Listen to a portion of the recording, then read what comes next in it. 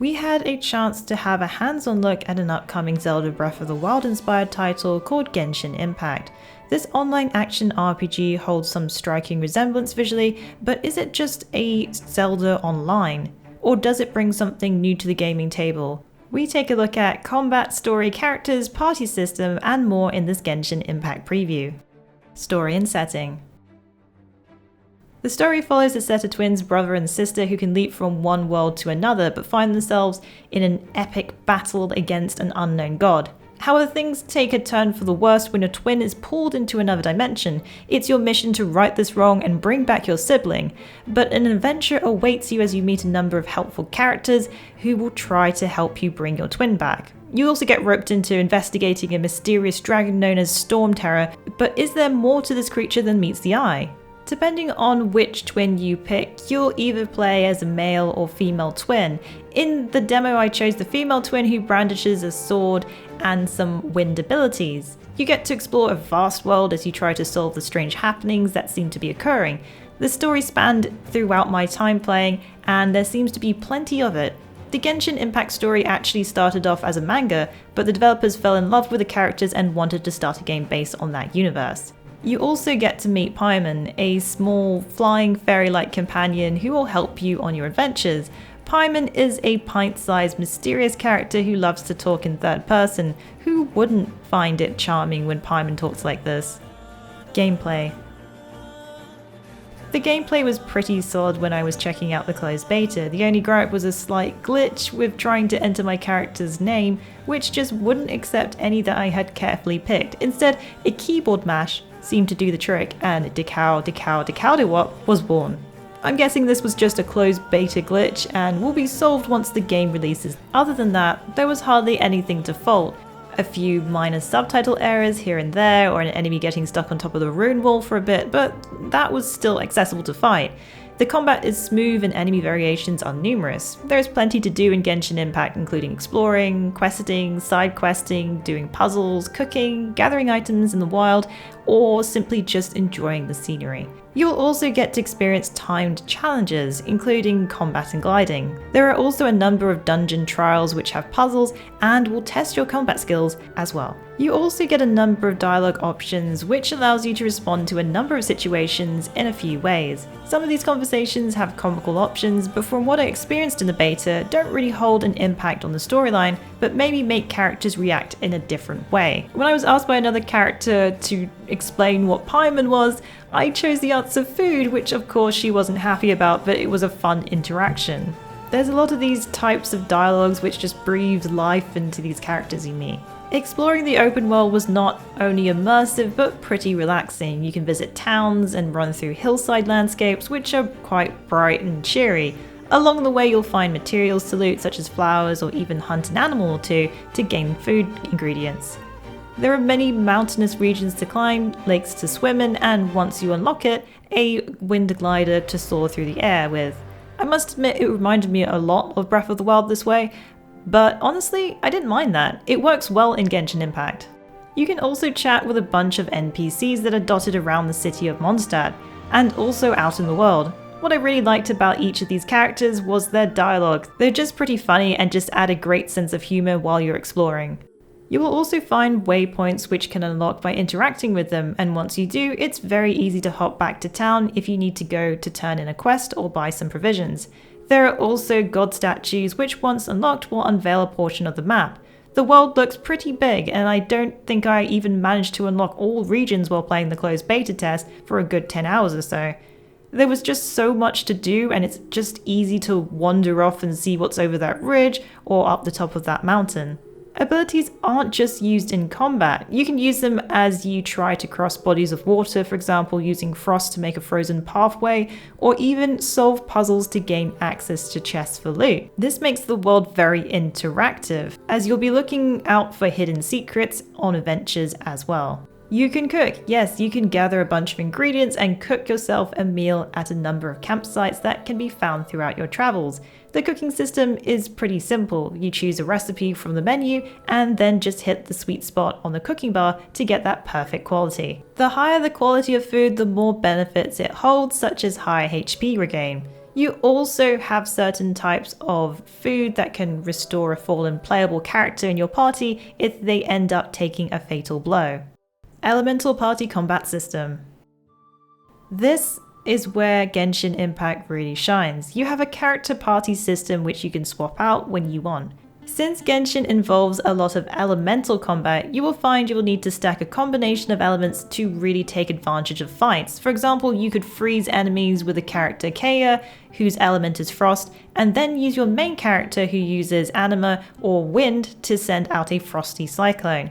You can also take advantage of enemies that will often also be a particular element type. For example, using fire elemental characters such as Amber to shoot burning arrows at a frost enemy, or one that carries a wooden shield. There are 7 different elemental types, but I got to experience a fair few in the game, and tried a number of combinations including crossing water with electricity, which is a dangerous one as you can also take damage if you're standing in the water. You'll also be keeping an eye on that stamina while you're fighting too, as you'll use it to dash, to get out of dodge, or simply run from AoEs as you don't have a way to parry or block. It's conveniently located in the middle of the screen, so you don't have to look away and miss out on any of the action. Each character has their own abilities which will charge up their ultimate attack. This is why it's great to use different characters in your current rotation, so each have a chance to charge up their attack. While facing larger enemies or even bosses, stacking these ultimates can deal some great damage. I found these especially useful in timed challenges where you need to defeat an enemy within a certain time limit. Weapons. Weapons do not have degrading durability, so you can chop down a small tree or destroy some ore to gain chunks of useful material without having to worry about destroying your sword in the process. You will also gain higher level weapons as you go along, and the lower level weapons can be used to enhance your better ones. Weapons can be leveled, gaining better stats in doing so. Each character will specialize in a particular weapon type. You gain new artifacts as you complete puzzle dungeons or battle enemies. You can even visit the blacksmith if you want to use materials to forge new ones. Artifacts have set bonuses made up of 2 and 4 set pieces. This means you can gain a number of bonuses to enhance your different characters. There is a day and a night system which at first didn't seem to play a huge role, but without spoiling too much in terms of main story content, you will find later on you will need to change the dial on the clock to adjust to certain times depending on the mission. The world will also turn from day to night as you travel around the world, and I must say the sunsets are some of the most scenic visuals. There are a number of things to level in Genshin. This includes adventure level, which will determine some quests or dungeon trials you can do, character levels, which will increase base stats, combat talents, which will enhance a particular ability, stature leveling, which unlocks a number of rewards including increasing stamina, and even weapon leveling. This gives you a lot of things you can focus on, which can be a little daunting to begin with, but gives you a number of choices when it comes to what you want to progress in. Characters also don't level as a party. You will gain items such as Wanderer's Advice, which are rewarded for completing quests or finding chests that grant character experience to level the character of your choice. This means you can concentrate on the playable characters you want to play or think will work well in your party. This can be a bit tricky, especially when you start gaining more characters and want to play them all, but it also makes it quite a flexible system. For the most part, you will gain characters through a main story quest, and the ones you receive are fun to play. But there are 30 playable characters to discover, with some being obtained through making a wish. This essentially is a gacha system, where you need a specific currency in exchange for gaining wishes. It's not 100% clear exactly how this works outside of closed beta, whether this is how they'll monetize. The recent FAQs on their website state that they haven't got finalized plans for this yet, as they're focusing on beta testing the combat. During the beta, the currency Primogem was given pretty much every day as a reward in your inbox for logging in, and through completing quests. I can't really comment on how the RNG will fare for players when the game leaves the beta, as it was set to a 200% increased drop rate during the closed beta. I did manage to gain a few characters and a number of weapons as well as items.